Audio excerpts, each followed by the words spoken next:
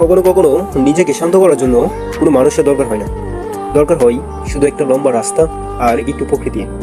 এই রাস্তাগুলো আমাকে শিখিয়েছে জীবনে যত বাধাই আসুক থেমে না গিয়ে সামনে এগিয়ে যেতে হয়। সবাই বাইরে থেকে হাসে, কিন্তু ভেতরে ভেতরে প্রত্যেক মানুষই কোনো না কোনো একটা যুদ্ধের মধ্য দিয়ে যায়। তাই মাঝে মাঝে আমি শহরের শব্দ থেকে দূরে সরে আসি এবং সবুজ প্রকৃতির গাছের নিচে নীরব রাস্তার মাঝে নিজেকে একটু খুঁজে নেওয়ার চেষ্টা করি। বাইক চালানোর সময় মনে হয় জীবনটা আসলে খুব একটু ছোট। অতিরিক্ত চিন্তা, কষ্ট আর মানুষের কথায় নিজেকে হারিয়ে ফেলার কোনো মানে নেই।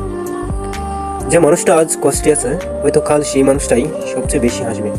তাই জীবনকে উপভোগ করতে শিখো, প্রকৃতিকে ভালোবাসো, নিজেকে সময় দাও, কারণ শান্তি খুব একটা দামি জিনিস।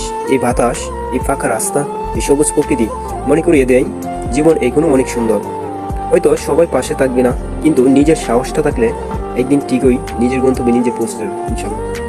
তাই চলতে থাকো, ধীরে হলেও থেমো না, কারণ কিছু রাস্তা শুধু গন্তব্যে পৌঁছানোর জন্য নয়, নিজেকে নতুন করে অনুভব করার জন্য হয়।